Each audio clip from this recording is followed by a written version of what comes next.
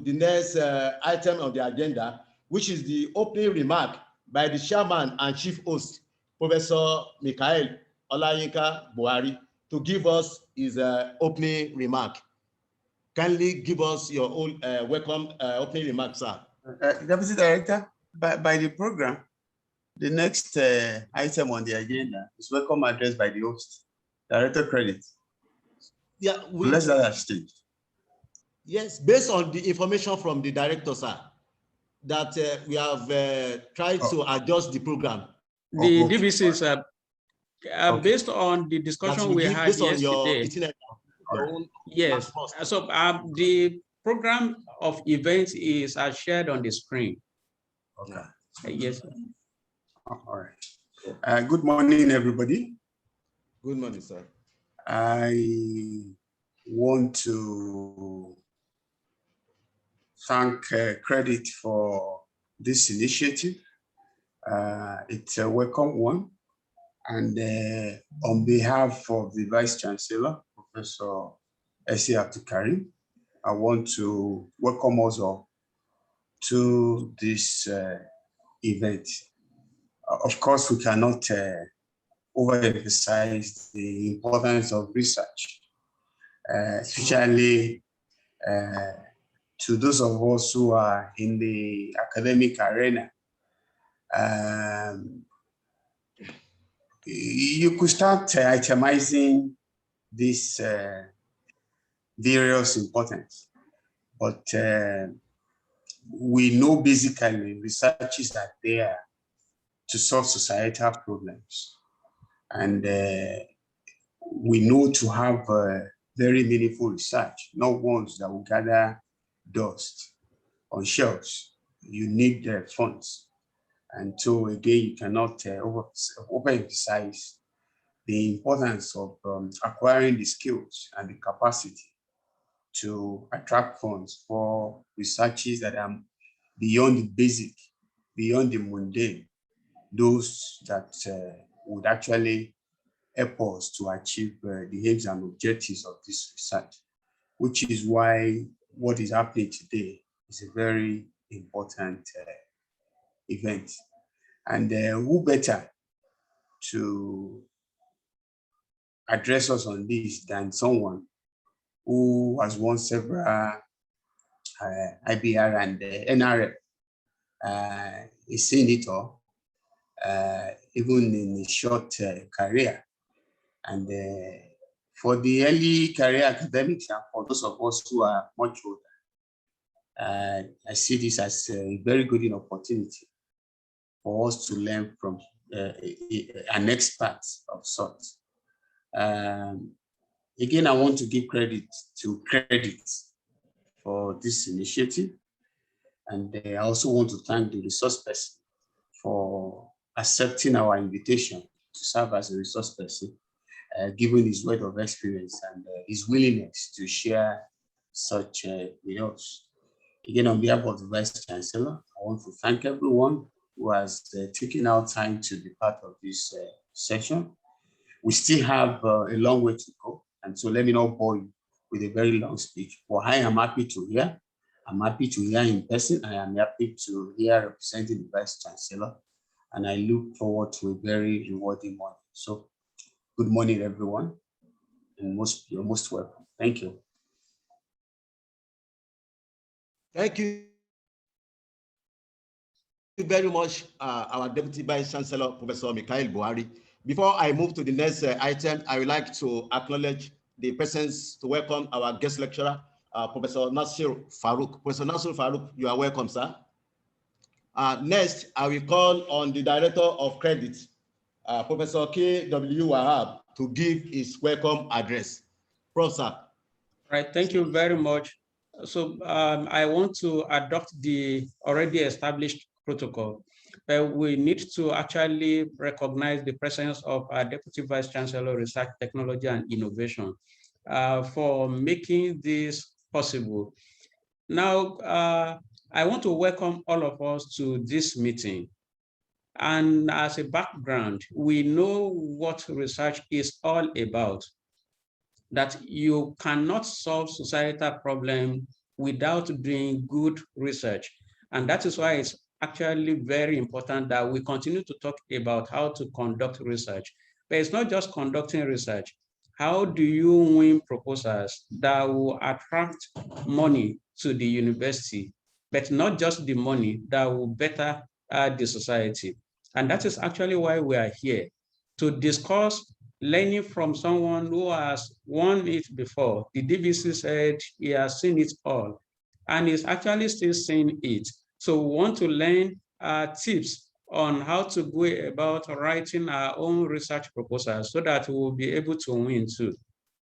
And if we do, we'll like us to be among those institutions where you can point to and say that, oh, there are so many good research works going on there. And you know the implication of that is going to catapult us in terms of university ranking. University of Ilorin is not doing badly, but we could be better, just like our own motto is, our slogan, which is better by far. So how do we get there? We need to bring people who are knowledgeable about this to come and talk to us. And that is why we are doing this. And to get here, we had to have a meeting with the Committee of Faculty Research Managers to decide on when and how to approach this. And we made a call. We sent out invitation and told people to register. And these are the registrants per faculty. So today, all faculties are represented based on the registration by the deadline of 18th of September that was set. Although we have some people who registered late, and even up to a few minutes ago, some people still registered and we allowed them in by sending the link to them. So we have Faculty of Physical Sciences topping the number of those who are registered, followed by Clinical Sciences. But like I said, all faculties are represented here. And the good thing is that those that are actually the target of any institution when it comes to research, they are here. These are the early career researchers, lecturer 1, lecturer 2, and those who are below the level of lecturer 1 or lecturer 2. And then we have the mid-career researchers here, the senior lecturers. They are here in sizable numbers. And then we have the senior ones in the professorial cadre with us too. So we hope that we're going to benefit maximally from today's program. So, and I want to commend the faculty research managers, because without the ideas that we generated during our meeting, today's event wouldn't have been possible. And we need to continue to appreciate the university authorities for creating enabling environment for us to be able to succeed. This is one of it, because COVID has brought its own challenges. And one of the challenges it has brought is that physical meeting has been very, very difficult. So we're having virtual meeting and we're using the Zoom platform that has been provided by the university. Subscription for each academic member of staff was made by the university, so which is commendable. So I look forward to having a very educative lecture today. So we are all welcome on board. Thank you so much. Thank you, our director, sir, for that inspiring welcome address. Now I will move to the next item, which is the citation of the guest lecturer. I would like to start now the citation of our guest lecturer. Once again, I welcome Professor Nasir Faruk, our guest lecturer for today. Nasir Faruk is a professor of telecommunication and information technology, Sule Lamido University, Kafin Hausa. Prior to his appointment, he was at Telecommunication Science, University of Ilorin, Nigeria. He received the PhD degree in Electrical and Electronics Engineering at University of Ilorin, Nigeria in 2015. Masters of Science in Mobile and High-Speed Telecommunication Networks with distinction from Oxford Brooks University, Oxford, UK in 2010, and Bachelor of Science in Physics with first-class honors from Kano University of Science and Technology, Wule, Kano State, Nigeria in 2007. From 2015 to 2016, he was a postdoctoral researcher at the Department of Communication and Networking, School of Electrical Engineering, Aalto University, Finland. In 2018, he was awarded the Best Researcher of the Year in the University of Ilorin. In the same year, 2018, he was listed among the 100 leading telecom and ICT personalities in Nigeria by the Association of Telecommunication Companies of Nigeria, ATCOM. He received numerous merit and recognition awards, including the Jigawa State Government Award of Academic Excellence by the Jigawa State Scholarship Board to pursue master's degree in Oxford in 2008 on account of being the overall best graduating student in the university. Professor Faruk has attended numerous trainings and workshops within and outside the country. He has also served as Deputy Director of Joint University Preliminary Examination Board, JUPEB, in the University of Ilorin. Currently, he is the Acting Director of ICT, the Directorate of Information and Communication Technology in Sule Lamido University, Kafin Hausa. He has authored and co-authored over 120 scientific publications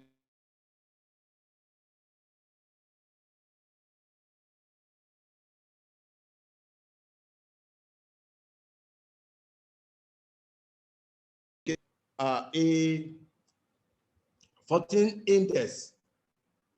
He has achieved an HI index of 18 and 10 index of 35 as of June 2021.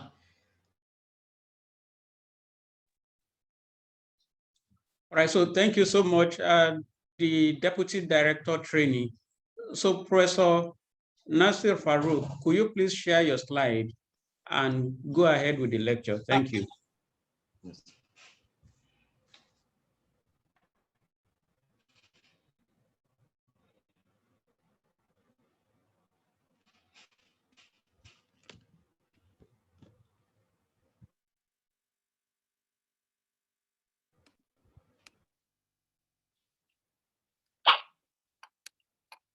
Hello, good morning. Can you see my slides, please? Prof, you can continue. We can see your slide. Okay. I would want to stand on the existing protocol established, and I want to thank the director. We can. Good morning, distinguished elders, research fellows, colleagues. It is indeed my pleasure to be here, and it is a great honor to also deliver this workshop. The title of this workshop is Tips for Writing a Winning Research Proposal. Already, my citations has been read, so I'm going to skip about my grant experience. So this workshop will have two sessions. One, the background of grant proposal, and the second session will be on the anatomy of grant application. So, but due to time constraints, I'm going to limit most of the information, but to give the key areas that we need to pay attention to.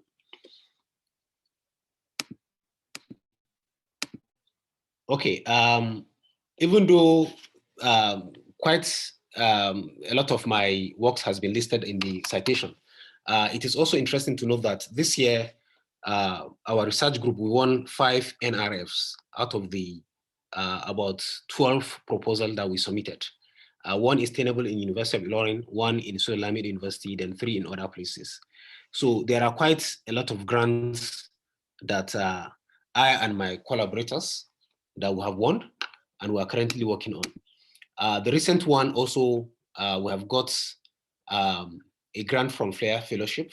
That is the grant for Future Leaders, African Independent Research. which is tenable at Sule Lamido University, with a total sum of £298,000. And the grant is to establish a terrestrial radio propagation observatory, which is going to be the first of its kind also in the whole of West Africa. So now the first question, who gives money and why? Why do funding agencies award grants? The general idea, funders have their own mission and they tend to give grants in order to advance their mission. So let's look at the mission of TED Fund. The mission of TED Fund is to support and promote problem-solving research activities in priority areas of national development. And therefore, if as a researcher, you want to reposition your proposal, you have to look at those priority areas, national interest. Even though TED Fund has made it easier for us to harvest the thematic areas, and they keep on updating their guidelines in order to give us the areas that we need to focus. But you know, grant is not only limited to TED Fund. We can actually seek for grants from all other external sources. Now, there's one mistake most of early researchers, particularly those in my category, young researchers, have been making. Once they see the grant funding, I mean, the amount is quite small, they don't apply. They always look for grant of millions of naira, 20 million, 30 million. But 1 naira is a grant, apply for it. When you get it, then you add it to your CV, it's a grant. So now, what is a grant? Grant is a conditional gift. It's a gift, but has a string attached, in the sense that there are requirements that are expected. Once you are awarded that particular grant, then you are expected to fulfill all those requirements. I will share the appendix later. Now, sometimes, for example, as I mentioned, as an example, I always give reference to TED Fund, because TED Fund is one of our major source for research grants in Nigeria. So they tend to provide themes, okay, and the priority or thematic areas of why or which area do we need to focus on. And therefore, they will now provide the list of certain problems that we need to focus on. Then you need to reposition your proposal to a kind of address most of those problem needs. Now, in addition to that, there are various types of funding. Okay, it could be a kind of grant assistance, just like the way TED Fund gives. We used to have Senate research grants, and usually project is conceived by the investigator. You as the PI, you are the one that will write your proposal and submit your proposal, then you will not get the funding. And it could also be a cooperative agreement like World Bank projects, just like the FLAIR grant that we're having here. So there's going to be a cooperation from also the institution. As an example, the institution will provide the building, the physical facility, and maybe some of the personnel. Then funders, on the other hand, will now give a counter funding, maybe 70-30 or 80-20, depending on how the MOU. Then it's also a contract procurement, for example, twice.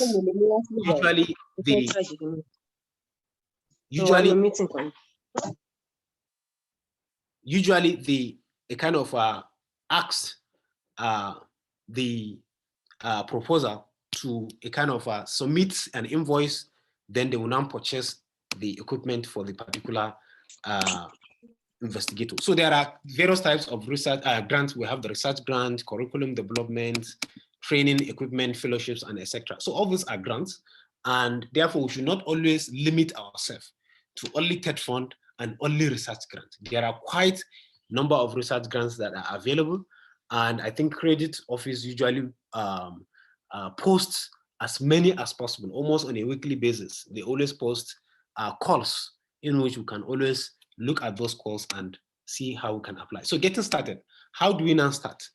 I always mention this: start out small and build a track record. It is not easy for funders to look at your CV and you don't have any good track record, and they now give you a huge amount of money in terms of millions. It is always not easy to do that. So you need to build the confidence. And how do you build the confidence? You need to build your own track record. And how do you build your track record? You don't need to wait for the millions. You can start with even the thousands, even if it is 15,000 or 10,000, whatever. 1 naira is a grant. Use it, utilize it, and get result out of it. Then add it to your CV. Now, getting funded is not a rocket science. Yes, everyone can be able to get funding once you are trained and you know how to reposition your proposal. What do you need? You need to identify the need, have the idea of the solution, then be willing to commit to the process, then develop a good proposal writing. So even if you have the need, you have the solution, you have the skills, but you do not commit to the process, then you will not have so many unfinished grants. And once you have a lot of grants that are unfinished, it's really going to be bad to your CV and indeed your career. So whenever you have a grant, it is expected that you must ensure that you see that grant to the completion. So writing grant proposal is like Olympic events. You don't have to wait until when TED Fund send out the call before you start writing. No, you have to be on constant writing. As I speak now, I think within our research group, we should have nothing less than 10 to 12 proposals on ground. We have so many problems we identify and we generate the ideas, we start developing the proposal. So all we just need is to wait for the call. Once the call comes in, we now bring out the proposal, update the current trend if the review requires to be updated. Now, what are the qualities of effective grant writing? This is one area that I want us to pay attention to before we move to the next session. Quality of the idea and its appeal to the funding source. That is, your proposal must be appealing. Okay, you must write a proposal in such a way that it is almost irresistible. Anyone that reads it will be able to find that proposal interesting and find a way of funding it. Don't just write a proposal thinking that, oh, I'm also a civil servant, I'm working in the university, I'm entitled for this particular grant. No, it doesn't work that way, even the IDR. So you must reposition your proposal to ensure that the funders find it interesting. So you must also have the ability to communicate clearly, in the sense that without making not making the proposal too complicated, because those who will review the proposal may not necessarily be in your domain of experts. So therefore, you have to write your proposal in such a way that it could easily be understood by the reviewers, even though they are not in your area of expertise. Now, the budget of most grant funding agencies is either flat or decreasing. Yes, most of the grants, in fact, they hardly increase, even though I can see that TED Fund has increased its budget to about 8 billion for national research grants. But when you look at it, the allocation per proposal has not exceeded the 50 million naira cap that has been there. So it's not really something that you are expecting that every year the grantee, the funders will keep on increasing. So there's a bad news.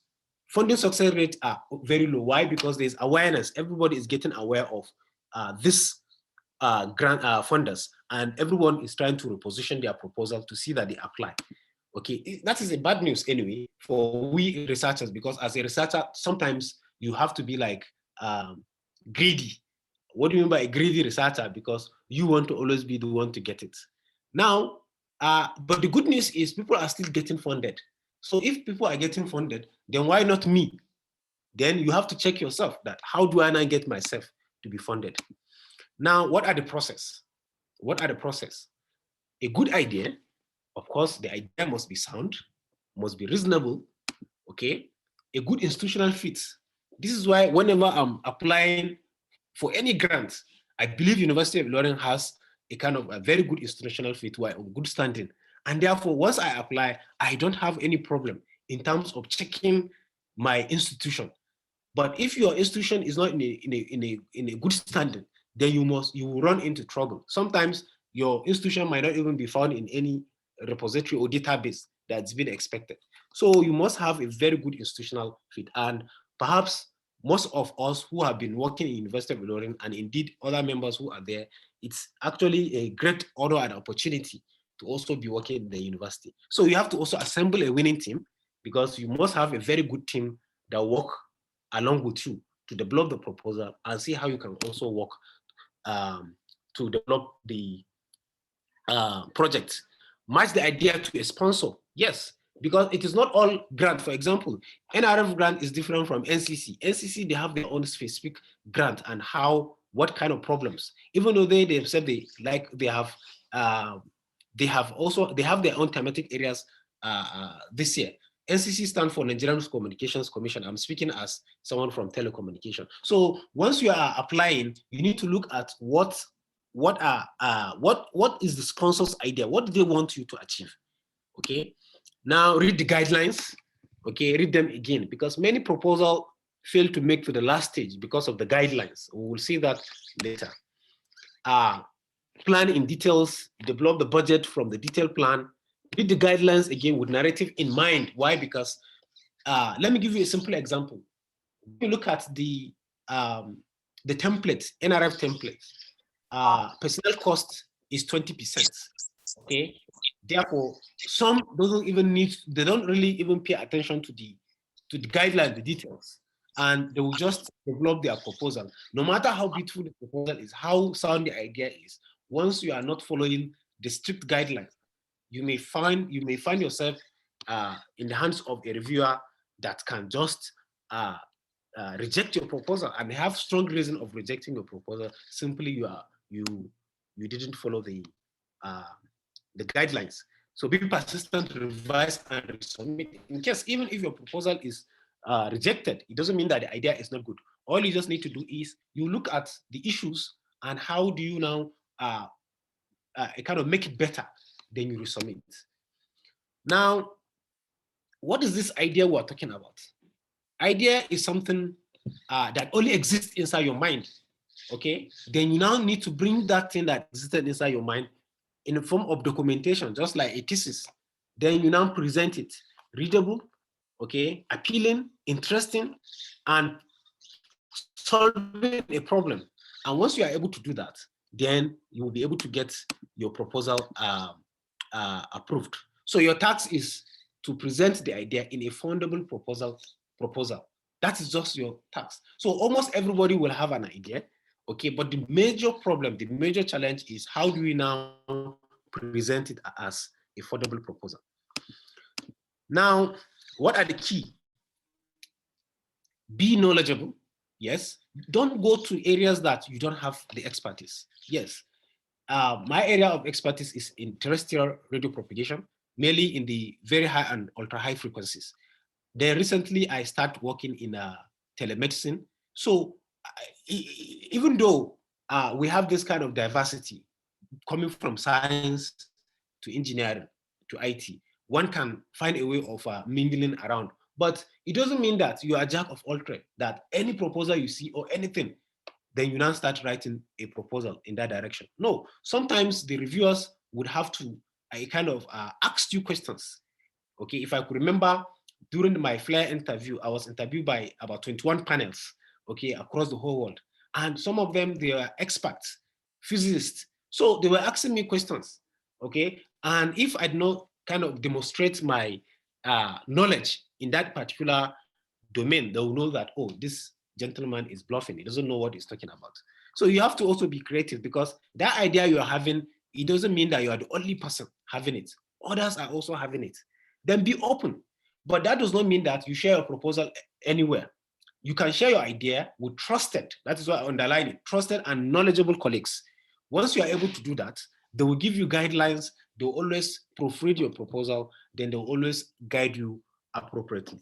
So I could also always give references to examples, okay? Like Professor Adediran in electrical engineering, anytime I write a proposal, I always send it to him. Sometimes he will even look at it and say, look, this proposal will not fly. Why?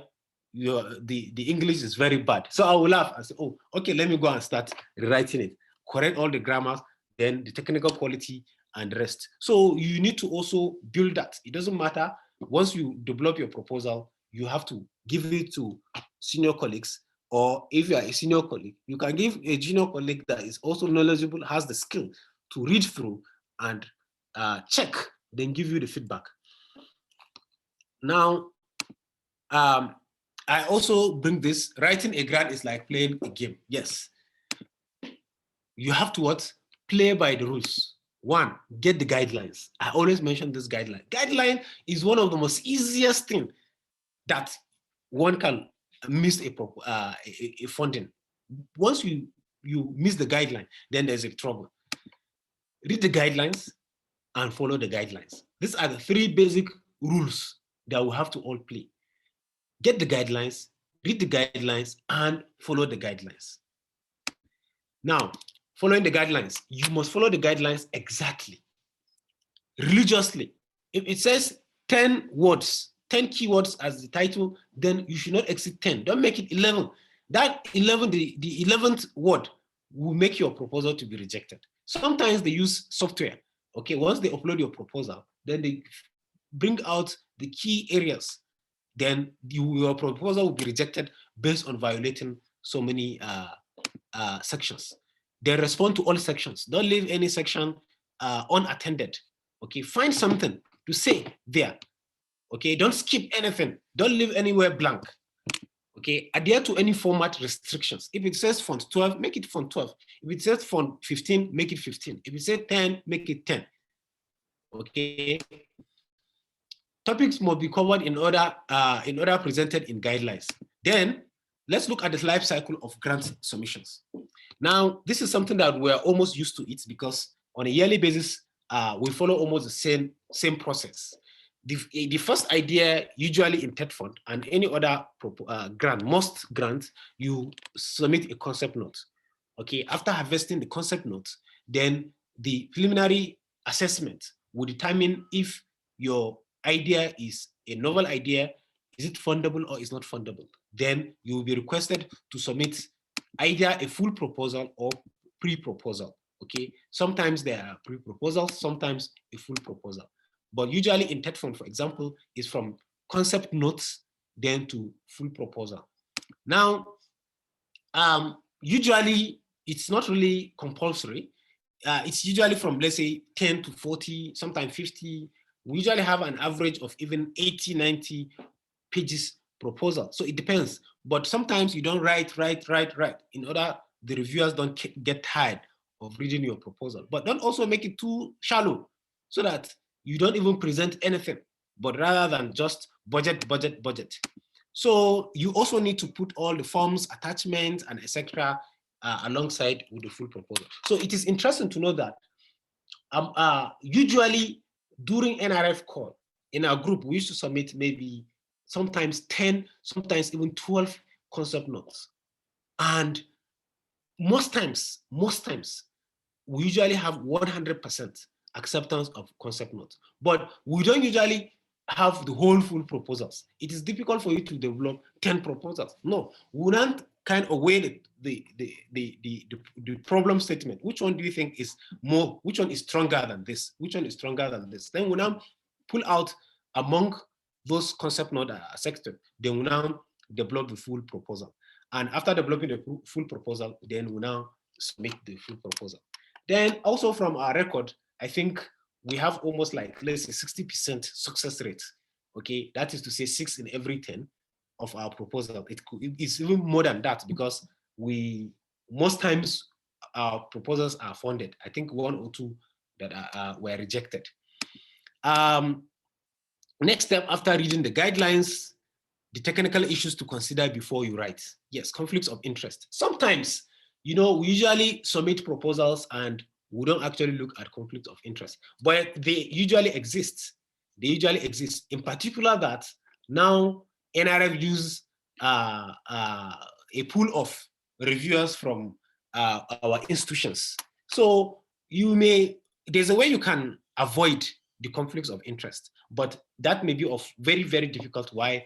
It means that if you're someone that you have conflicts of interest in a particular domain, you need to move from that particular thematic area, which means it will change the whole dynamics of your proposal. And if perhaps you find it that it's not worth of going that channel, you can decide to step down and maybe apply for another grant. Or if you are the PI and there's a conflict of interest, you can decide to step down for another researcher among your team to apply. So this conflict of interest sometimes usually makes so many proposals to fail, because they'll also look at who is the PI and is it morally right for him to actually apply. Now, the due dates is there, page limits, spacing, numbering, margin requirement, type requirement, do you need letters, group project grant, Gantt charts, and etc. So these are all technical issues. They look not really something of very serious or germane, but they are very, very serious. Because if a funder says your proposal should not exceed 10 pages and you submit 11 pages, they can easily reject it. If they say use 1.5 spacing and use 2.0, it can be rejected. If they say use Arabic numbers and use letters, it can be rejected as well. So there are issues. Proposal can be rejected by minor technical issues. Now, appropriate writing style, write to the funding source. Yes, write in the correct language of the field, but not jargon. Sometimes some writers try to prove that they are very, very good at English and they start using hash words. Very, very difficult words that sometimes you have to refer to dictionary to go and start getting information. Writing in plain English, correct English, using all the punctuations matters, rather than writing showing to prove that you are a very good writer in terms of English. So never also write in first person. Sometimes there are many proposals that even me as a reviewer have seen where the researchers always claim that he or she is the first person to work in that particular domain. Sometimes it's not always true. So the best thing is to avoid it. If you are not absolutely sure, just avoid that and develop your proposal. Right to persuade. How do you persuade? Use data from reputable sources. If it is NRF, try to even use national data. Okay, MBC is there, or MBS is there, sorry. Okay, you can easily extract data sets and make sure that you provide genuine data sets in order to convince the funders or the reviewers that, look, this is a pressing issue and there's a need for us to work on this area. So every proposal, what, why, and how. Okay, what do you intend to do? Okay, so your objective must be specific. Okay, your aims must also be very clear. Okay, then why? Okay, and to whom, including the funders. So why is this important? Why this work is important? Okay, so you need to provide the background, the significance, the impact. This is why you bring the data set and etc. Then how do you now execute this work? Is the methodology sound? Is it reasonable? Is it possible? Okay, there are so many proposals when you read, you know that, oh, this work I know is not possible. Why? Because maybe there's a limitation in terms of the facilities that could be used to execute this work. So there are ways one has to write a proposal to be kind of realistic, in the sense that you don't just write thinking that you just want to mislead the funds, get the fund and use the fund for personal usage. So I've already explained the institutional qualifications. I don't need to go back to it, but you must also tell the funders how your institution is in good standing. You must also show the commitment of the institution. You must also demonstrate that the institution is ready to support you. And if there's need, for example, of physical facility, the institution is ready to do that. You can get that from letters from the credit office and etc. So the University of Ilorin, that I'm very, very sure that anytime you need any requirement in terms of letter for institutional supports, they are always ready to get it. So let's go into the evaluation. Did it go up or down? okay? The evaluation will have two basic methods of evaluation. One, is the project going to be evaluated as it progresses, or is it going to be evaluated when it's finished? So these are the two basic evaluation, and that gives, bring us back to the project monitoring, okay, management and evaluation. So you must also in your kind of proposal indicate how would your proposal, how will it be evaluated? Okay, what are the KPIs that the funders need to read through and knows that, okay, this proposal is towards completion or is at so percentage. Now, then continuation. Yes, what happens when the money runs out? Okay, this is the issue of sustainability. Okay, nobody wants to give a kind of funders that want to give you a grant and immediately after the project is executed or the money finishes, then that's the end. No, they always want you to continue with that project, particularly deployments. I could give you an example in 2013 when I got $20,000 from Afrinic and I deploy a network infrastructure. I think the work was basically on mesh network. And even after even 3 years ago, they still visited me. They asked, how is this working? How is this project? How is it going? So I need to give a situation report. They expected that at the end of the project, I need to continue with that. And how did I do that? Always in the proposal, I had already informed the funders that, look, the university will continue to fund this project in terms of providing the internet facilities, power supply, this, that. So, and you know, you have to like present yourself in the sense that don't present your proposal as once the funding terminates, then that's the end of the proposal. No one wants to do that. That's the end of the grant. So no one wants to fund such kind of project. So you must seek for sustainability models, okay? Is it that the project will generate income? Or is it that the institution will continue to fund that particular project? Is it that you will, on your own, fund the project? So you must find a way of sustainability of. Then the next one is review criteria. Now, proposals, they have different reviews methodology. Some are quite similar, okay, and very, very related, okay? But it's easy, or let me say it is good for you to look at the review criteria. For example, IBR and NRF, they have a standard template, in particular NRF. So it's available online. You download the template of how your proposal will be assessed. What is the score for methodology? What is the score for the originality? What is the score of the team? There's a team composition, which is about 15 points. So you need to know where do you earn more points and how do you balance it, okay? And you need to have minimum of, I think, 70% before your proposal will be considered as fundable. So you need to look at the strength, just like exam question. A, B, C. So I think A carries so mark, B carries so mark. Okay, I'm good in this area, so let me focus more on this, then make sure that I get the maximum mark. So some you peer-reviewed, panel-reviewed, staff-reviewed, board-reviewed, and etc. I think in NRF, there's a review from panel. I think panel set up to review. Then there's also board review.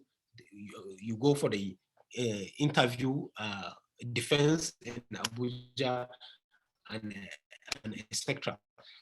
So I've already explained the knowing the scoring criteria. Now, you must also balance, because no matter how nice your proposal is, once you didn't package it. Packaging is very, very important. Very, very important. It's just like a footballer, you know, even if he's not good at kicking the ball, but when he dresses very well with the jersey, with the boots, socks, shin guard, and etc., you'll be scared of that particular footballer. So you have to make sure that you package the proposal very well, print it as, you know, like the way you are printing your thesis, okay, edit it, ensure that no any mechanical defect, no any sections not attended, papers. I mean, everything has to be like well packaged. then once you do that, when you submit your proposal, then it's expected that even from the packaging, I could remember some years ago when we submitted a proposal, our first attempt in NCC was rejected. I think the second attempt was rejected. Dr. Oloyedena asked me that, why is this? There are some people in Mina, Ibinu, they are getting this grant. He got it first time, second time. How is he doing it? Dr. Oloyedena say, oh, let's take a trip to Mina. Let's go and meet this guy and see how is he getting it? How is he doing it? So we set up a meeting. The first meeting, I think we had the meeting in Oloyede's house on, okay, the person came to Ilorin, I think. Then we had a meeting. We now asked him that he should please share a sample of his proposal, his past proposal. I mean, when we saw the packaging of the way he packaged it, the way he binded it, I mean, it's like on your own, you would feel like you would not ever reading it. Let me give this proposal something. I mean, we just discovered that the way we even presented our idea after printing can even affect the psychology of the reviewer.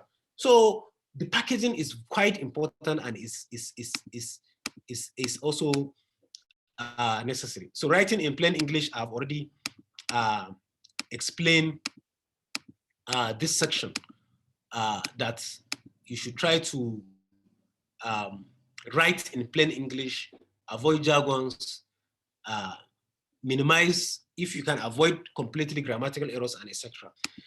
Now submitting your grant.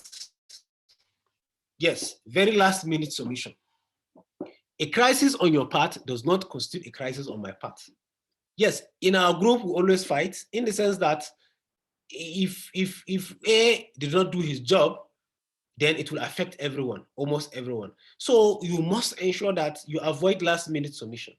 So what we normally do most times, we submit ahead, okay? If it is 3 days or 1 week, try to do that. Don't try to be in the last minute. Last minute rush is always dangerous, okay? If it's online submission, you may have problem. The server of the funders may have problem. So what do? So try to avoid last minute submission. Then formatting and typesetting checklists. I've already explained this so many times. Use margin, type size. So I don't need to go back again. I've also explained the page limits. And this is a very good question. Can you go beyond them? No, you can't go beyond page limit. Once it is clearly stated 10 pages, make it 10. If it is 3 pages, make it 3. Concept note, usually 1,500 words. Make it 1,500 or less. Don't go beyond that. Now, 12 reasons why proposals fail. Okay, 1, deadline not met. Yes, this is very clear. Once you submit outside the deadline, then your proposal will be rejected. Guidelines not followed. I've explained this several times. Nothing intriguing. Yes, your proposal is nothing so special in it. Did not meet priorities. Yes. For example, COVID-19 is a hot area. Security is a hot area. Hatman's farmers clashes is banditry. There are so many hot areas that if one want to look into those areas and say, okay, I'm going to, because that is the priority of the government. Okay, this is the current trend. Okay, not complete, yes. Okay, poor literature review. Sometimes you read proposal of 2020 and the most recent reference is 2015 or even 2012. So it shows that the work is not really current. Yes, I paid beyond the capacity of PI. Sometimes how do they know the capacity of the PI? They look at your past works, okay? Do you have publications in that area? I could remember when we want to go into the telemedicine aspect, you know, Dr. Oloyedena asked that, oh, let's start building record in that direction. So let's start by developing some devices, writing conference of show that you have reasonable publications in that direction. So sometimes when you are CV, they check your CV and they didn't see that you are an authority in that particular domain. It is very hard for the funders to award that particular grant. Methodology is weak, okay? Unrealistic budgets, cost greater than benefits. Yeah, sometimes they weigh the two, okay? How much do I need to invest on this proposal? is the benefit, the outcome, the proposed deliverables, will it commensurate with the amount we are investing? Poorly written, mechanical defects, I have already explained this. So these are like highlighted areas. But when you read the TED Fund PI user guide, about 100 and something pages, there are other things mentioned that make many proposals fail. So I would also refer us to go back to the documentation and read through. They listed also so many reasons why so many proposals are rejected. So you have to also work in a collaborative manner. It is very difficult to excel as an individual. Yes, even why I got researcher of the year, it's not my making alone. And that was why on that day, I dedicated the work to my research group members, because you can't just sit down on your own and say, you as a sole author, everything, how many hours do you have? How many pages of articles will you be able to write? Or how many pages of proposal will you? So it's a teamwork. You must work as a team. You must get a very right team, the good team, and you share values together, you share ideas together and work together. Now, I have mentioned this, even if your proposal is rejected, okay, you recycle it. It doesn't mean that the idea is not good. It means that something is wrong somewhere, or perhaps it's good, but when you are ranked, your proposal is outside the distribution. Okay, so therefore you need to find a way of making it to go inside the distribution. So you can recycle the proposal all the time. It doesn't mean that once it's rejected, then that's the end. So this is the end of the first session. Mr. Chairman, sir, I don't know whether I should continue with the second session.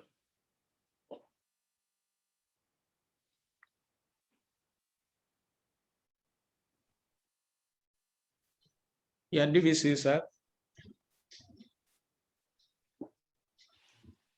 Right, it's like it's muted.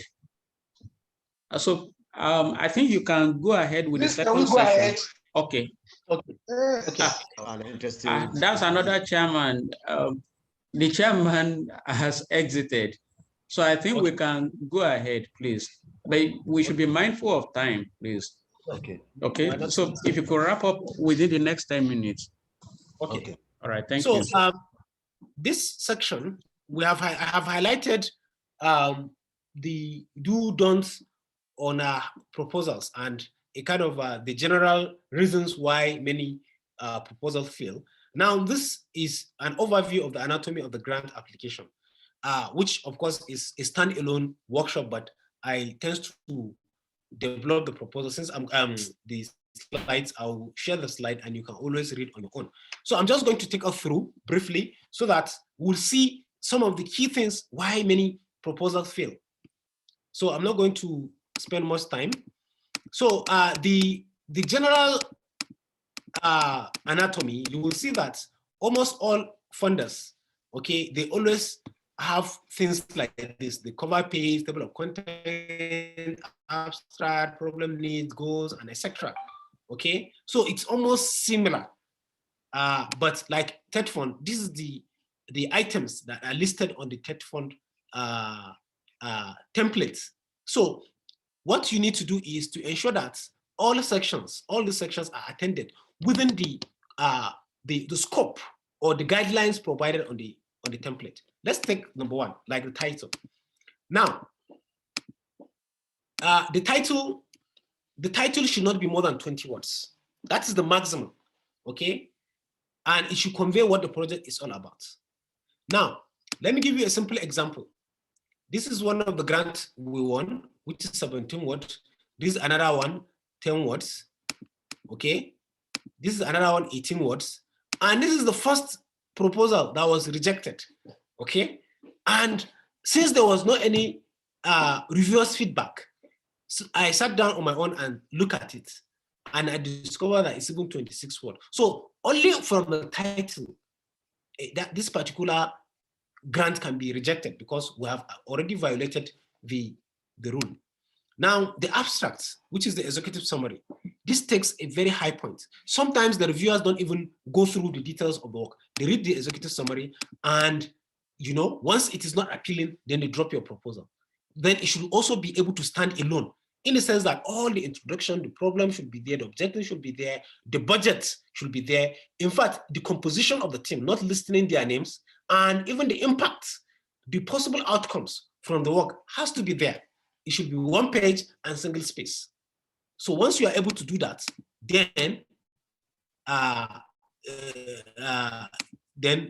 for example, let me give you an example. This is one abstract, okay, from one of the groups that I was reviewing their work. So it's a project on 5th generation. So what is the problem of this abstract is, one, is too technical, in the sense that if the reviewer is not within the domain, our domain, it will be very difficult to, even you are in a telecommunication and you are not researching in this particular direction, it will be hard for you to get through this. And it does not also contains the objectives, it does not contains the budgeting and etc.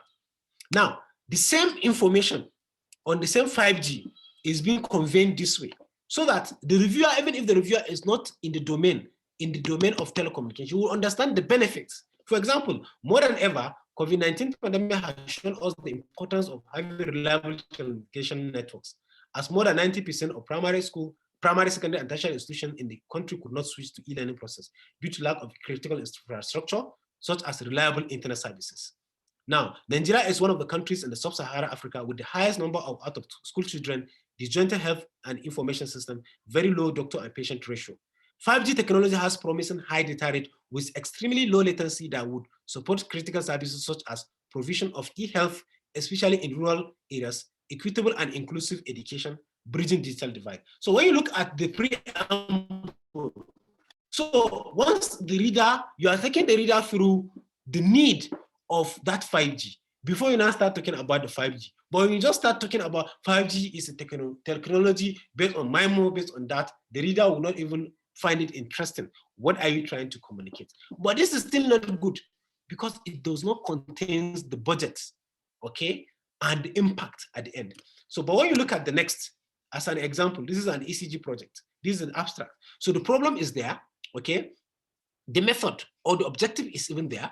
The research methodology is there. The composition of the team is there. The budget is also there, okay? And at the same time, the impact is also there. So this is like a complete executive summary. Now, the keywords minimum of 3, maximum of 5.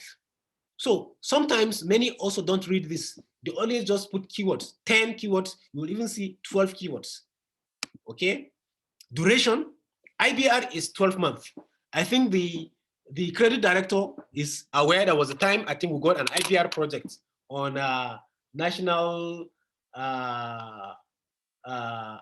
one of the IBR projects, and we made a mistake. The duration was, we put 24 months. And when the project go to TED1 did not approve it, and they had to send it back. So the duration can cost someone. We made it, and it was oversight. All of us skipped. We didn't even know what was the reason, and it's just because of the duration. A good problem statement also must show that you understand the problem, must also demonstrate that it is important, and it's a problem not only within your locality, it's a regional problem or it's a national problem that needs to be solved. So you must have a very good problem statement, and you must also show that this is a pressing need and there's need to pay attention to it. Now, this is another example of a problem statement. I'm going to share the slides also. And when you read the problem, you could see that it's a pressing issue, and not only nationally, but even globally. And there's need for us to see how we can mitigate the problem. And you must provide with data, I mean, relevant data set from even Nigeria as an example of why this is a problem and why this is a pressing need. So goals and objectives, this is something that we're all used to it. I'm not going to spend time on it. Most of us will have written projects, MSc thesis, PhD thesis, so we are all through, we are used to the goals. But sometimes it is quite important for us to also know that there's a way you can be able to arrange your objectives, okay? And you have to arrange your objectives in order of priority. What comes first, what comes second, what comes third, not arranging them kind of, they are disjointed, or the ending of the project will now come the first as the objective. No, you arrange it sequentially, like this is the starting, this is the next, this is the next, this is the next, and this is the ending. This is a sample of objectives of what we have in our ECG project, and I could be seen what is the first step, what's the second step, what's the third step, what's the fourth step, and what is the final step. Then project goals, you need to also provide a summary of short and long-term goals of the project. Indicate clearly the problems the project will help to address. Let me give you an example, okay? To mitigate against the demand and supply mismatch between cardiologists and patients with cardiovascular disease through leveraging on mobile telephony and ICT. To reduce drastically, okay, the costs of ECG acquisition by designing a truly cheap, power efficient and cost-effective ECG acquisition method. So when you look at it, you will see that these are both goals, long-term goals. So you must also be able to, from your goals, extract the impact, okay? Because at the end of your proposal, you must show the proposed that this is very important for us to know that 2 out of 5 proposals are turned down because of weak methodology.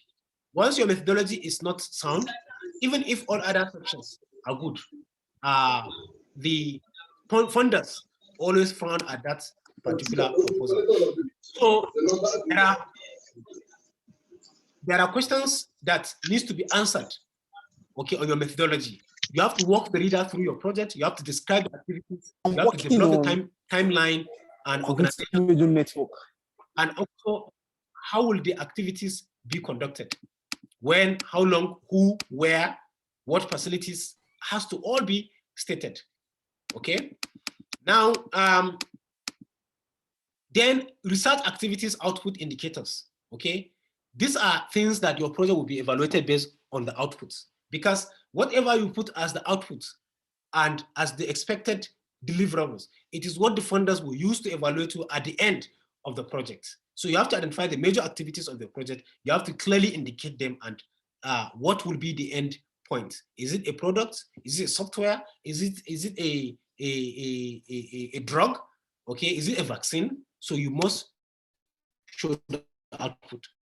Then time frame, which is also important. You must also allocate time to each activity.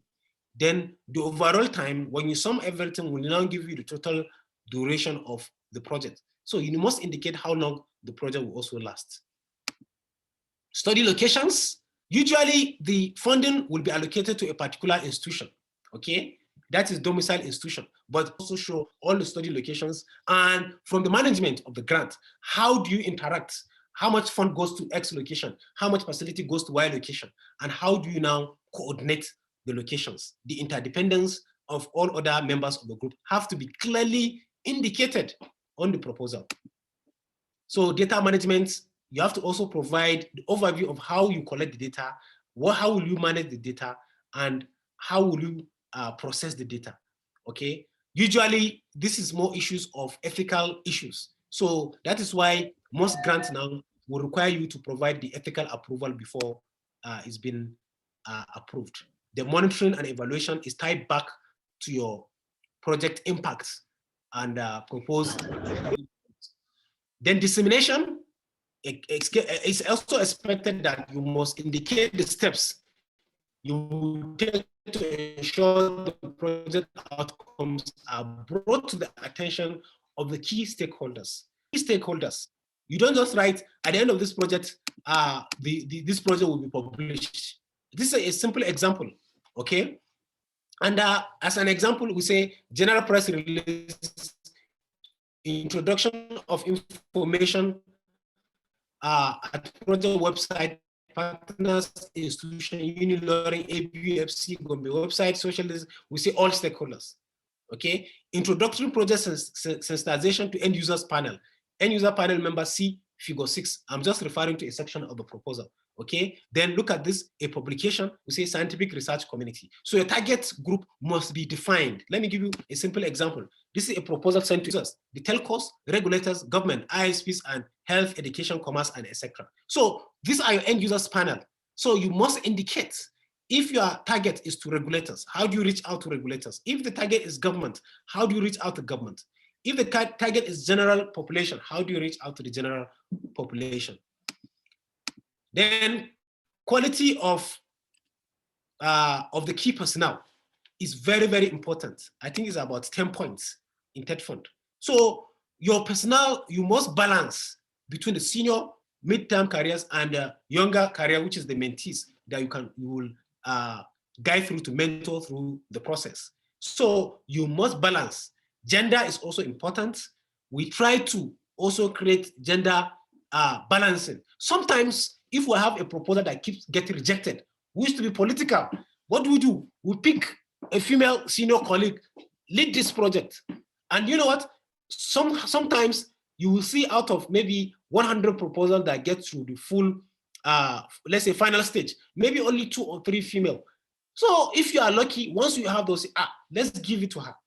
You know, she has all the credentials, she's a senior person, she has good track record of publication, then she's a female. So you see, sometimes there's a way you can politically even get your proposal even funded without necessarily giving yourself too much headache. So you must find a way of balancing. Okay, let me give you another example.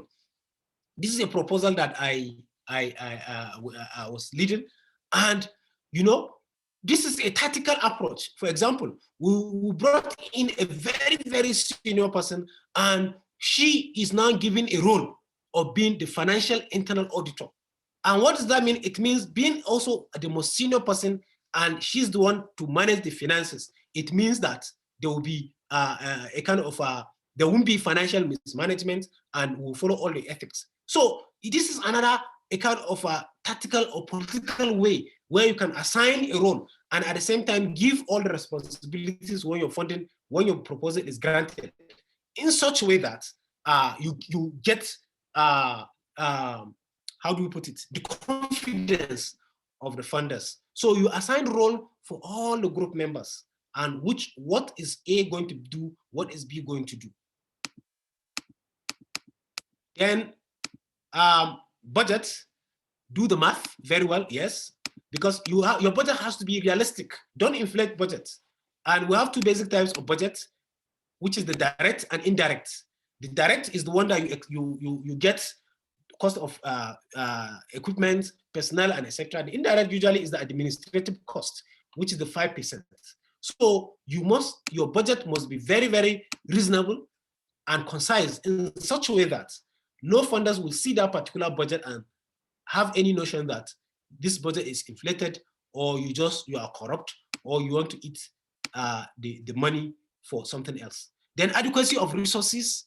Yes, you must also, because your budget has to be objective, and you must also show that your university is in good standing and you have enough both material and professional support to ensure that that particular project will be evaluated. Finally, the appendices, okay? What are the additional information that need to be attached, okay? So whatever additional information that has been expected, you must also attach those information while submitting your proposal. Let me give you a simple example. When we are submitting for a proposal on green virtual clinics, virtual and mobile clinics for extending healthcare services in rural hard-to-reach communities and internally displaced persons in Nigeria. So, because it requires commercialization and at the same time, private sector's investments. So, we have to bring in some companies to collaborate with us. And how do we do that? We seek their collaboration, they send us commitment letter, and we attach those commitment letters as part of the appendices. This is one, this is another one from another company. So they will write directly to you to the PI or the head of the research group. Then you now compile it. Sometimes we could send a proposal with maybe 5 appendices with collaboration from government agencies, from private sectors, and even from the general public. So finally, I would like to acknowledge the university management for giving me the opportunity and the honor to deliver this lecture, being my first workshop as a professor. And I also want to thank the Directorate of Credit for also finding me worthy of delivering this workshop. And I don't want to be too, how do I put it? CIS family, I came from CIS, faculty of CIS. They have been supportive since when we are all young lecturers. I mean, from GAs, assistant lecturer, up to the level that we are. So it's a support from the faculty as well. Without their support, there's no way one can move forward, no matter how brilliant you think you are or how many proposals you can win. So you need the support of the elders, you need the support of the colleagues. So I have to acknowledge also guys for the wonderful support I've been receiving so far. Thank you very much. Thank you very much, Professor Nasir Faruk, for that wonderful and beautiful presentation. We all enjoy your presentation. Thank you very much. Now, the next item on our program is question and answer. Look, comment. So this program will be moderated by the Director of Credit. I will now invite Professor K.W. Wahab to take over this program. Hi, Director, sir. All right. So thank you very much, Dr. Okoro. And I want to especially appreciate our presenter today, Professor Nasir Faruk. You all agree with me that this has been a very wonderful presentation, and it spoke as someone who has the experience, and that is actually what we need. So the floor is going to be open shortly for us to make questions, and if we have contributions, we will make such, but we should try and keep it short, because we advertise that this program will be between 11 a.m. and 12:30. But with your kind permission, we may extend maybe by about 10 minutes, but not beyond that. So we're going to take questions now. And if you want to ask questions, just raise up your hand and you'll be called upon to ask your question. So I have some people who have raised up their hand already here. So I'll start from Dr. Abubakar Jos Osman. Please go ahead, Dr. Jos. You need to unmute yourself, please. Dr. Jos. All right, so, okay. Who is Infinix Hot B8 Lite? Infinix Hot 8 Lite.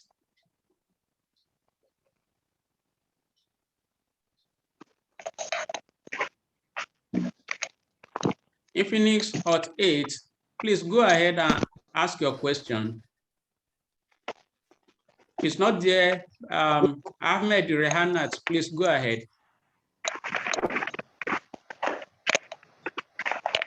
Good afternoon, sir. Good afternoon. Please, my question is concerning the letter from the university to support our grant application. Please, sir, who do we address the letter to? Okay. I hope my question is okay. Very clear. All right. Thank you, sir. All right, so we'll take other questions. Dr. Betta O. Dennis. Dr. Dennis. Hello. Are you getting me now? Yeah, we can hear you. Okay, please, it's a very well presented talk, and we're happy with it. My question is, those applying for a proposal, is it limited to any rank at all, or it is open to all researchers? Okay. All right. Is grants open to all researchers? That's the question. That's it. Okay. Okay. All right, thank you. Okay, yes, Dr. Additional. Okay, sorry. It's like in here, actually. Good afternoon, sir. Good afternoon, Dr. Additional. Please go ahead. Yes, sir. My question is that sometimes we do involve in some research. Sorry, still just a moment. I'm going to mute everybody. All right, sir.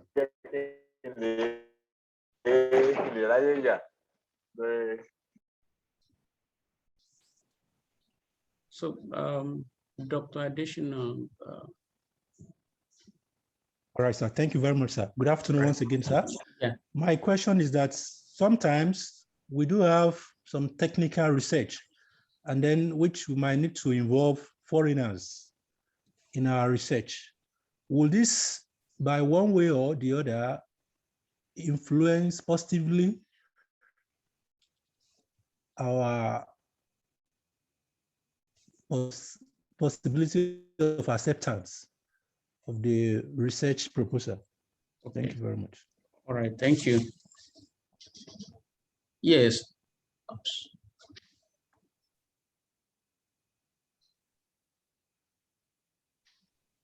Yes, Dr. Joss.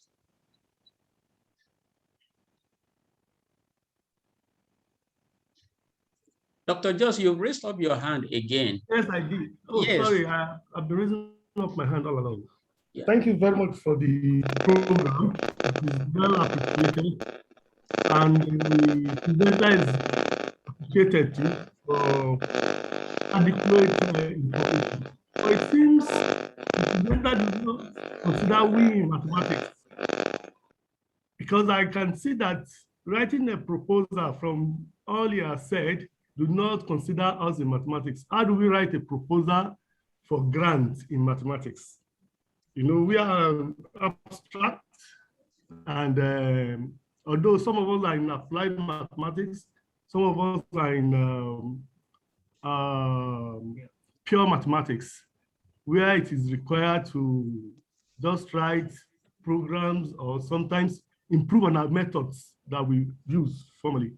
So how do we write such? How do we get grant for such research? Thank you. All right, thank you very much. All right, so Dr. Murtala Mohammed. Hello, good evening. Hello, good evening. It's actually afternoon here. Okay, afternoon. I mean, sorry, yeah. Good afternoon. Yeah. Can a researcher that is a lecturer one or senior lecturer who has an outstanding research profile lead a research lecturer one or a senior lecturer? Thank you. All right. Thank you very much. Yeah. Ismail Zikrila.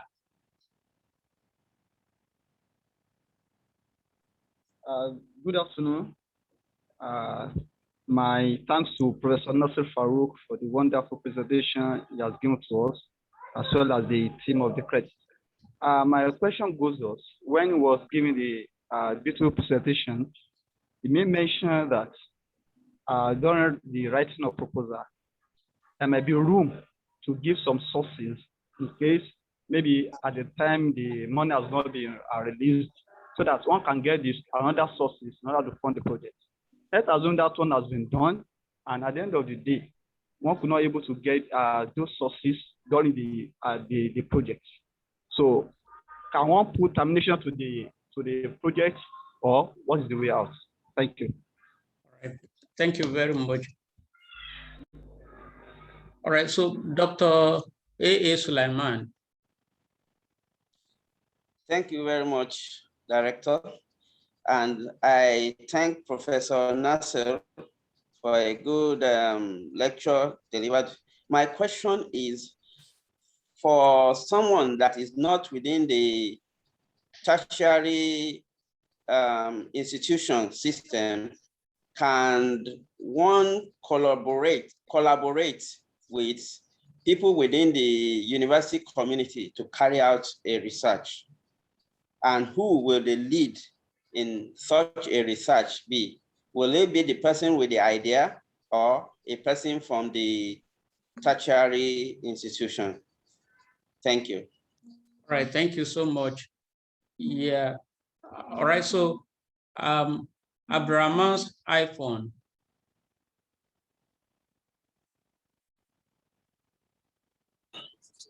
Hello, can you hear me? Yes, please. Hello, sir. Yes, this is Dr. So Afolabi. yeah. Yes, sir. Dr. Afolabi, sir. All right. Yeah. Faculty of Clinical Sciences. All right.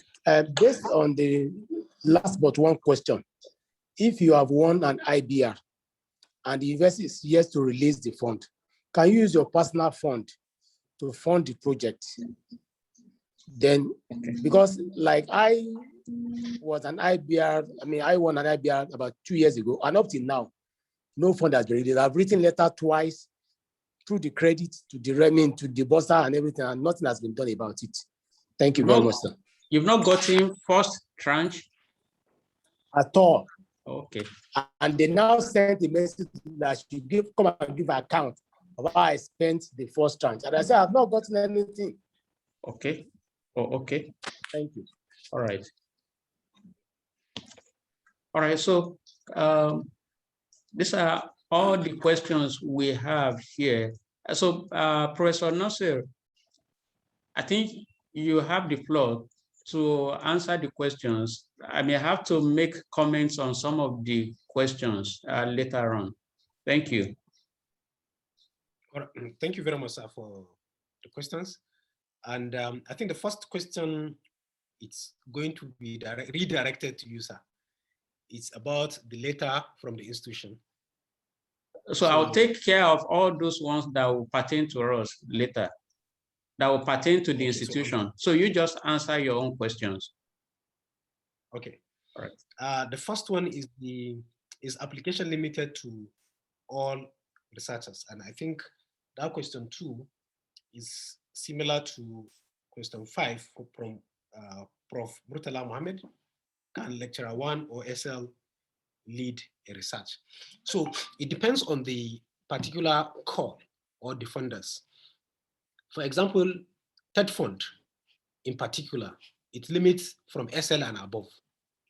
It can only lead research. And sometimes it's more preferable that a professor who happen to be a senior person lead that particular proposal. And that is why when you look at all my, from my CV, hardly maybe 1 or 2 the lead. So most of them you will see that there are more senior people that are leading. So, but as I mentioned, it depends on what particular grant are you looking at. For example, Flair Fellowship that I got approximately £300,000, it's limited to SL and below, or maybe SL perhaps, because they say mid-term researchers, not someone who has completed his PhD, not more than 10 years. And anybody in the professorial cadre cannot even apply. So now I'm even scared during the release of the tranche of the fund. That now if they discover now I'm a professor, they will say, oh, this man his bone is now strong enough, is above our requirement. So you will read the requirements, some gives age, some give cadre, and some determine your experience in the university also will determine that. So, but for NRF, only SL and above can lead a proposal. I don't know if I've answered that question, sir. Now, is grant open to all researchers? I think that's the same question. So, Dr. Additional number 3, once you are involving technical, let me say, inviting foreigners to be part of the research team, there's no problem having collaboration with foreigners, but you know, most problem that some of our colleagues entered in involving the foreigners is, 1, in the development of the budget. So if you involve a foreigner Is the foreigner expected to come down to Nigeria or expected to go to the foreign country? Have you budgeted the ESTE code? Have you budgeted their trips and etc.? How do you manage that within the scope of the personnel costs or whether data collection or etc.? So you have to be careful in terms of that. Then sometimes some funders as well, once you are overloading your proposal with foreigners, they tend to assume that you don't even have the capability or the potential to execute that particular grant. So therefore, you have to be very, very careful in terms of even setting the collaboration. So sometimes you have to kind of limit and be specific in terms of what collaboration are you going to have. And your collaboration must also be specific. What are they assisting you with? Okay, is it, okay, in the personnel, is it data collection or is it data analysis? Do you want to access their software? You need to be specific, not just writing, oh, there's Professor A from the US or from the MIT is on this proposal, then the proposal has to be funded. So you have to be clearly defined their roles as well. Then you must also take care of them in the budget.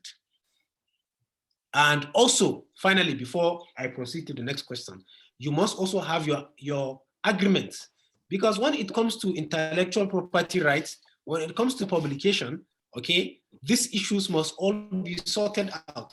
Are they going to be benefiting from the publication, mutual benefit? Are you going to share the intellectual property rights and etc.? So you must agree all the terms and conditions in the first place before you collaborate.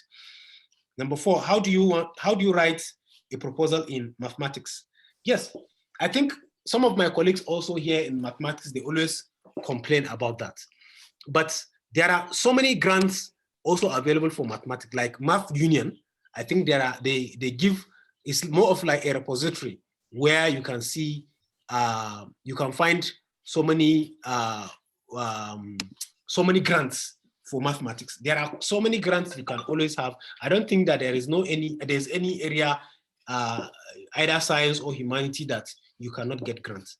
Though it's quite limited, perhaps presenting your idea to the reviewers, understand what you are trying to do. That is why I gave that example of COVID-19. Don't just start from the integration or writing so many languages that people don't even understand, okay? As an example, Professor Rauf did his inaugural lecture. He simplified it. He tried to avoid the mathematics so that many audience will not find it difficult to even follow what he was trying. I was there, and at first I was thinking that will I even understand his language? But later on, the way he presented his inaugural lecture makes many people to understand. So you need to write in a plain English, then find a way of bringing in the mathematics little in a way that the reviewer, even the reviewer is not a mathematician, he will understand. There are quite research in the area of mathematics, predictions, COVID-19, oil price, and etc. They are all mathematics then that you can also look into. Then I think I've answered number 5. Number 6 from Malik Ismail. Another source of funding, whether you can use your personal fund to fund a project in anticipation. Well, I would say that I will be at the borderline. I will be at the borderline. I wouldn't say you shouldn't, and I wouldn't say you should. In the sense that, just like I mentioned during my presentation, we got a letter for the IPR, let me say prima facie letter from the credits some years back before sending to TED Fund. And when it got to TED Fund now realized that we wrote 24 months in the proposal, but even though it's within 2 million IPR, but TED Fund refused to approve it and send it back. So if perhaps we use our personal fund in anticipation, and if the proposal is rejected, what do? You cannot hold credit accountable until you receive the final letter for your for the grants. So I think I'll be at the borderline. I don't want to say that you should allow the proposal or the grant to stop on account of release of the tranches, or you should use your own personal fund. For me, I would wait until I get the final letter and maybe perhaps first tranche of the grant before I can proceed. Now, then the issue of, I think he asked about termination of the project.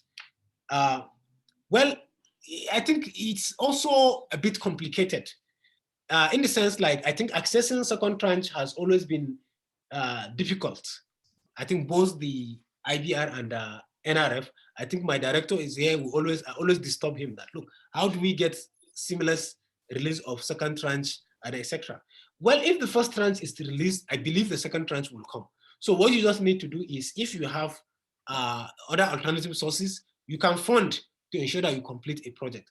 We have one IBR with, led by Professor Mejabi in our education and ICT in education research group.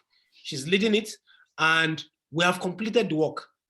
Okay, so all we need is to get. So she has to outsource for funding from her post to ensure that she pushed the project to completion, and we're able to meet all the requirements. As a matter of fact, we had 2 Q1 publications from the IBR. So you see, the first tranche was released. She has to outsource for the other parts to make sure that we complete the project.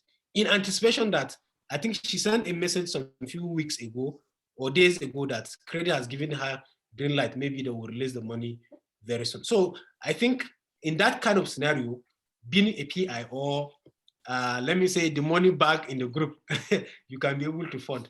Then Dr. A.A. Suleiman, I think he asked about collaboration with university and private and who to lead. Yes, it's always interesting and it's nice for you to always collaborate with the private companies. And I think majorly, I understand where you are coming from. We also run into similar issues. Most people in the company believe they have the original idea. Some, they believe they have the original idea and therefore they need to lead. And you also, who is coming from academics, you believe you also be the one that will lead. So who comes with the original idea? Of course, who has all it takes. And when I mean he has all it takes in terms of the CV, he has met the requirement to be the PI, and he has both the technical knowledge and at the same time, the technical knowledge, you can be able to lead. But we should also note that TED Fund allocates fund to PIs that are mainly in the high institutional, tertiary institution of learning, not private companies. So even if somebody is coming from a private company and he has the knowledge, and maybe he has the requirement in terms of publications, he cannot lead because he does not have any affiliation to any of the tertiary institution, and therefore he has to relieve that responsibility to one of the senior colleagues in the research group to lead that project. That does not mean that you cannot contribute. Being a PI being a member of the group, somebody else is a PI, does not mean that you are not a member of the group. It doesn't mean that you are not going to use that particular grant letter on your CV. So it's just like a football. So if you win, everybody has the medal. The coach is there. So that is it. The PI, if it is state fund, has to be from the university or polytechnic or college of education, must also be a senior lecturer and above, must also have a very good track record of publications in that particular domain, and must also have his own institutional support. That is very, very important. I think the final question from my end here is using personal fund to fund IBR. I think I have answered this. Mr. Abdraman's question, I think, is very, very peculiar in terms of he has IBR for years and he's not able to even access the first tranche. So perhaps I think Credit would have to share light more on that particular area. But since you already have the letter, and I think you have used your personal fund, is kudos to you. All you need to do is to meet all the requirements that's been expected in terms of the reports, publications, then you now request for your fund from the university. And I'm sure that Credit will facilitate the release of the funds to your account. Thank you very much. All right, thank you very much, Professor Nasir Faruk. So we have a couple of questions left. The first one is letter of support from the university. That where do you get this from? So it depends on what you are working on. Now, when we talk about letters of support, you develop your research, you develop your research idea. Sorry, excuse me. Someone is disturbing here. Agricultural science. It's disturbing. All right, so you develop your research proposal, but nobody does it alone. You need to work together as a team, but you've packaged everything. You now need letter of support from the institution. You can approach credit. And we usually issue letters of support to so many people who are doing one research or the other. So anytime you need letter of support, please don't hesitate to come to credit to ask for any letter of support you want. Now, the issue of whether grants or research grants are open to everybody has been addressed and well addressed too. Now,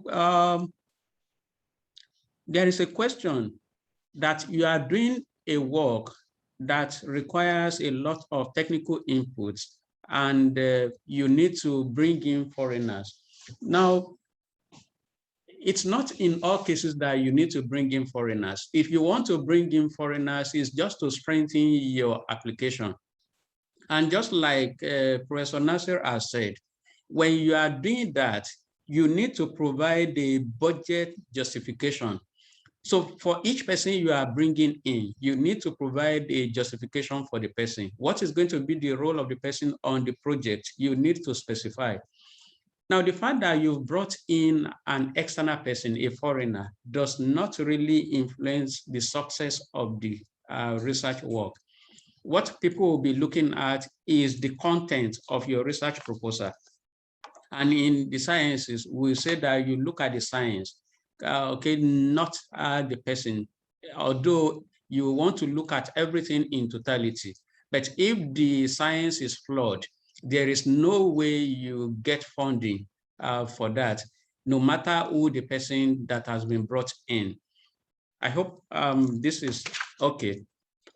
Now, issue of L1 leading or SL leading has been trashed out too. Now, sources of funding is being trashed out too. But I think what Professor Faruk was talking about was sustainability when he was giving his lecture. That you start a project or you are writing your proposal. In your proposal, you need to write there that beyond the funding year, how do you intend to sustain what you've achieved? Because it's not just a flash in the pan. You want something that will outlive the period of funding. In other words, you want it to make impact.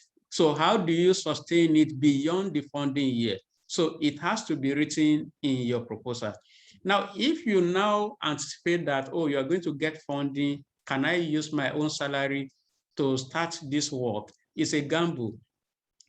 Okay, so I would not want you to gamble and then at the end of the day, if you don't get the money, and you may want to blame yourself. So I will not take that gamble as a person. I will not. And I will not encourage anybody to do that, except you've been promised. And the only promise you have will be the letter of award that, yes, your proposal has been approved in principle, it is fundable, and we are going to release money to you. That is when you can say, okay, let me source for money and carry out this project. Now, collaboration is something that we encourage. So anybody from outside can collaborate with people in the university. And the fact that you are from outside does not really mean that you cannot lead the project. It depends on what area you are looking at. But Professor Faruk has talked about TED Fund. If you want to apply for a TED Fund grant, you need to be in an educational institution.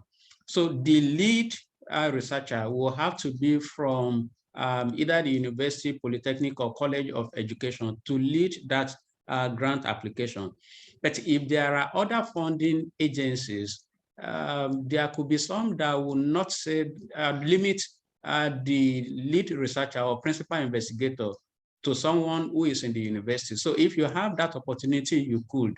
But in most cases, they will want an institution to, someone who is in a tertiary institution to be the lead investigator. Now, Dr. Afolabi's case is peculiar, and I think we can discuss this after the meeting. Let's find out what the problem is so that we'll be able to fashion out a solution. I'm not aware of this. So let's know where the problem is, and then we'll be able to know how to tackle it.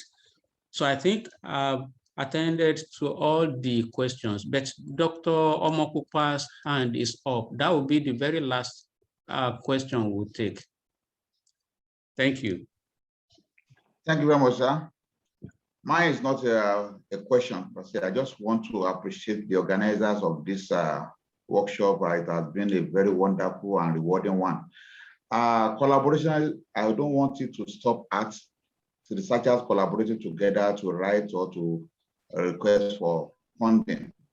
I want this office of yours, Professor Wab, to work with the administration of the University of Ilorin and other universities around, and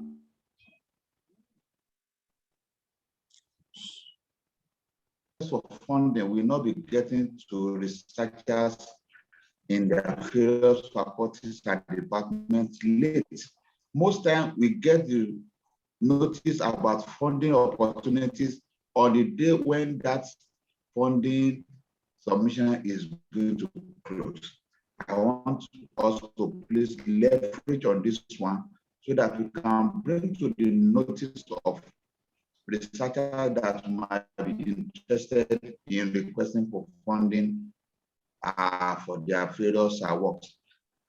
In addition, I want to encourage that funding should not only be given to all areas that are not scientific. There are some other areas that are not scientific, because in this presentation now, you will discover that most of the award-winning researches are science-based. There are some other areas that are not science-based that are also can be impactful on the society. I want us to give this also attention to. Thank you very much. It has been a wonderful day. Thank you very much, Dr. Mokufa. So your comments are well noted. All right, so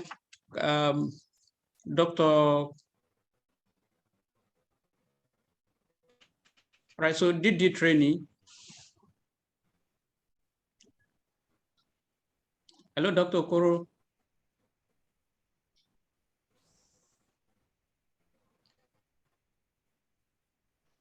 Thank you very Hello, DD trainee. Very much, sir. I would like to call. Yes, sir. Yeah. So now I think we can move to the next item. Okay. Yes, sir. Yeah. I'm hearing you, sir. All right. So hello, I'm hearing you. I'm hearing you, sir. All right. So I lost you for hello? some time. Hello, I can hear you clearly. Hello, sir. Hello, I can hear you. Can we move to the next items now? Yes, please. Yeah. Yes. The director. The concluding remark by the BBC RTI. Okay, to be anchored by the director. Okay, so it's like you are giving me too much work to do now. Sorry, sir. Yeah. All right, so we've taken Q&A, and then the next steps now. Now, the next steps is just for me to summarize what we have done today. Number one is that for you to write a successful research proposal, you need to identify the need.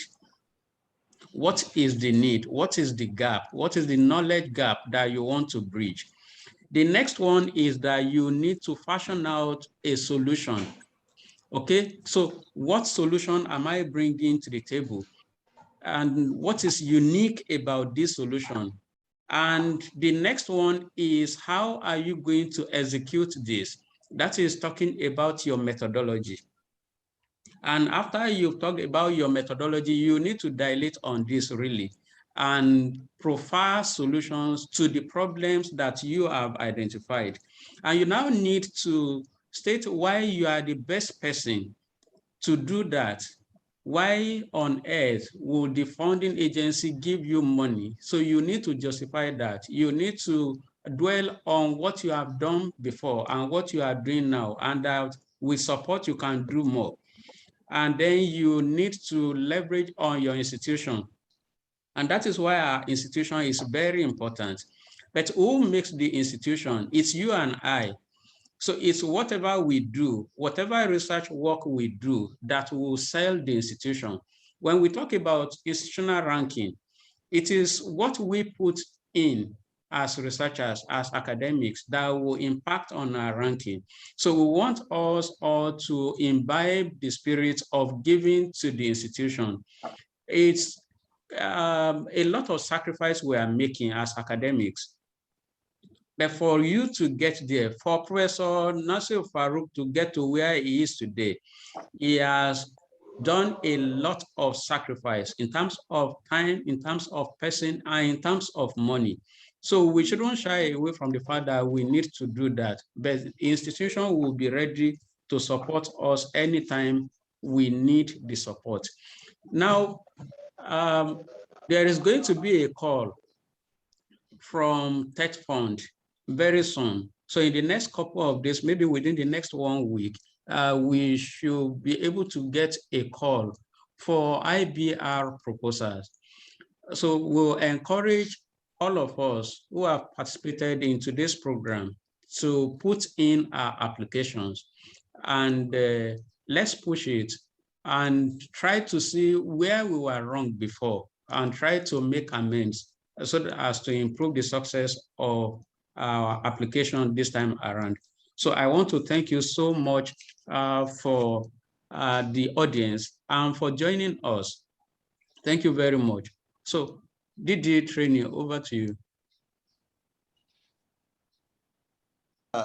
My director, sir, the next item on our agenda, our program now is vote of thanks. And this will be our Deputy Secretary, Abikoye. Dr. Abikoye, please, vote of thanks. Well, we want to thank God for giving us the opportunity to be able to sit today, host a training, and God made it possible. On behalf of the chairman, which is the DVC RTI, and also on behalf of the Director of Credit, Professor KW Wahab, we want to first of all appreciate the university management for the support they have given to our center to be able to package this training. And also our thanks go to our resource person, Professor Nasir Faruk, for the thought-provoking, inspiring, insightful, intelligent, and well-delivered lecture. We want to say thank you. We appreciate your efforts. I will say God bless you, and God will continue to increase you in all your endeavors. Also, our thanks goes to all the faculty research managers that have been part of this. We want to thank you for your efforts, and also to all the members, all the participants. We are the members of the academic community of this great university for taking their time to attend this lecture. I want to say thank you, everyone. I want to say God bless you all. We look forward, as our director has said, there's going to be a call for this year IBR proposal. So we look forward for a good written proposal. Thank you. God bless everyone. Right, thank you very much, our powerful DD research, for that vote of thanks. Now it's closing. I will call on our director too to all right, so thank you very much. Our research manager humanities cluster is on, Professor Yahya. Yes. Okay. So you have any comment before we wrap it up? Professor Imam. Okay, so it's like is muted. All right, so I want to thank all of us again. Professor Nasir Faruk, thank you very much for a wonderful presentation. The delivery has been very, very excellent. So we want to thank you so much for this. And to the research managers, I'm not giving another vote of thanks, but it's you just need to appreciate everybody, because without the research managers, it would have been impossible to mobilize people for this. And finally, we are not alone at Ilorin here. We have people from SLU. I've seen people from ABU, from LASU, and those from other institutions, including Dr. Afolabi, I think joined from a hospital, I think FMC, Ebute Meta. We want to thank all of you for attending. So thank you so much, and God bless you. Have a wonderful day. Thank you. Thank you, sir. All right. The event is being declared closed. Thank now. you. Thank you. Thank you. Thank you very much. Thank you, everyone. Thank you, everyone. See you at our program next time.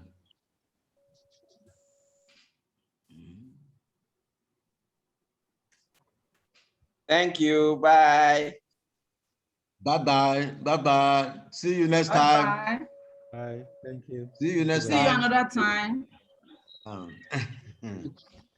Bye-bye. Thank you. Thank you. Bye-bye. Bye-bye. Thank you so much. Bye-bye. Bye-bye. Bye-bye. All right. Bye. Thank you.